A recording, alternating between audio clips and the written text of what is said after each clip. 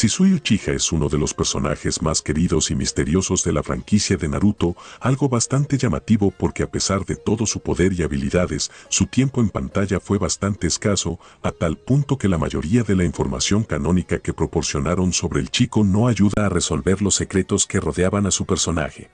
Por el contrario, los aumentaron de una manera bastante interesante si se considera la popularidad que tiene. Shisui era muy diferente a la mayoría de su familia porque había conseguido librarse de la maldición de odio de los Uchiha. Era un personaje que amaba la paz y quería vivir en un mundo pacífico, y esos fueron los mismos ideales que le inculcó a Itachi mientras entrenaban y pasaban tiempo juntos. Sin embargo, su vida fue bastante complicada, tuvo que pasar por los horribles escenarios de la guerra cuando era bastante joven, aunque eso irónicamente le permitió despertar el Mangekyo Sharingan al ver morir a su mejor amigo.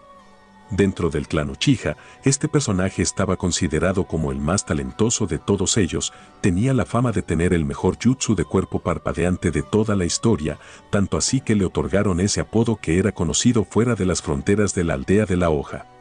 Además, su uso de esta habilidad estaba por encima de la de personajes como Tobirama e incluso el propio Minato, algo sorprendente porque ambos fueron Hokages.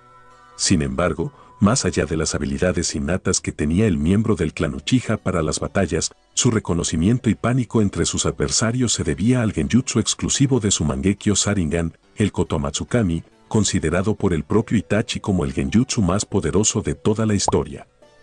Gracias a esta habilidad que la tenía en ambos ojos, Shisui podía lanzar una ilusión sobre cualquier persona y manipularlos a su antojo sin que se dieran cuenta, lo que la hacía tremendamente peligrosa porque sus oponentes pensarían que su comportamiento y decisiones eran propias, cuando en realidad estarían haciendo la voluntad del usuario del Kotomatsukami. Muchos de los eventos importantes de Naruto sucedieron debido a este poder, puesto que el golpe de estado que intentaban dar los Uchiha a Konoha parecía ser inevitable, aunque Shisui tenía en mente utilizar su habilidad ocular en Fugaku y persuadirlo para que no generara un conflicto que arrastraría muchas vidas inocentes. Sin embargo, Danzo no quería que el chico evitara la confrontación, sobre todo porque ya no tendría la excusa perfecta para deshacerse de los Uchiha. Esta diferencia de criterios entre ambos personajes provocó que el líder de Raíz armara un plan para eliminar al chico y robarle su poder ocular, como efectivamente sucedió. Sin embargo, muchos fanáticos de la serie se cuestionan la forma en la que el autor decidió estructurar esta parte de la historia, puesto que si el chico era tan poderoso, ¿cómo fue que un anciano con un bastón logró derrotarlo en aquella batalla, viéndose este escenario como una grave inconsistencia argumental de las habilidades del Uchiha? Sin embargo, quizás muchos pasen por alto la explicación que se da dentro de las novelas, sobre todo porque muchas veces no están al alcance de todos los seguidores de la franquicia como el manga y el anime. Durante la novela dedicada a Itachi, Libro de Luz Brillante, se cuenta lo que realmente sucedió detrás del plan de Danzo para detener las pretensiones del chico para detener el golpe de estado.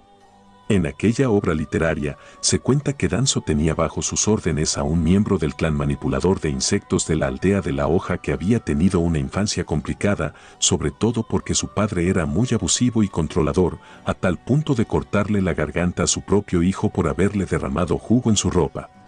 Después de esos incidentes, Danzo adoptó al chico bajo el seno de su organización, otorgándole la tarea de espiar todos los movimientos de Itachi mientras estaba en la Academia Ninja. Incluso fue asignado al mismo equipo 2 para seguir observándolo.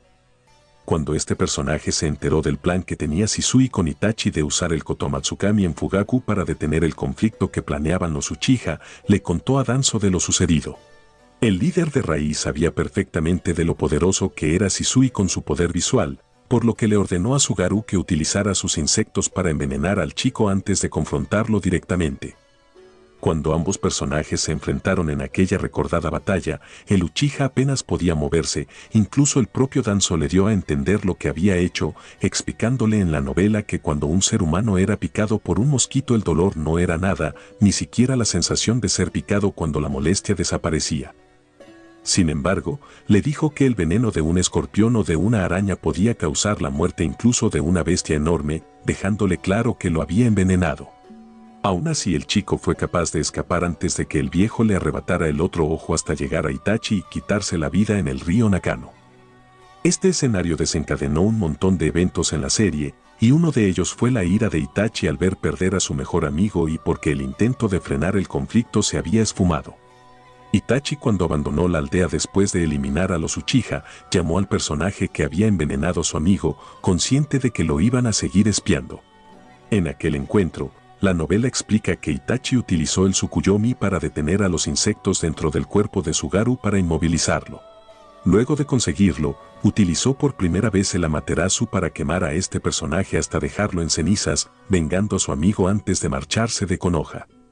Si Danzo no fuera ordenado que envenenaran a Shisui durante aquellos eventos, el anciano nunca habría podido enfrentarse al chico y mucho menos en arrebatarle uno de sus ojos, puesto que sus habilidades estaban al nivel de un Kage sin muchos problemas. El grave error del Uchiha fue haber bajado la guardia, y en el mundo ninja eso es un precio muy alto que tienen que pagar aquellos que lo hacen, y el chico fue uno de ellos.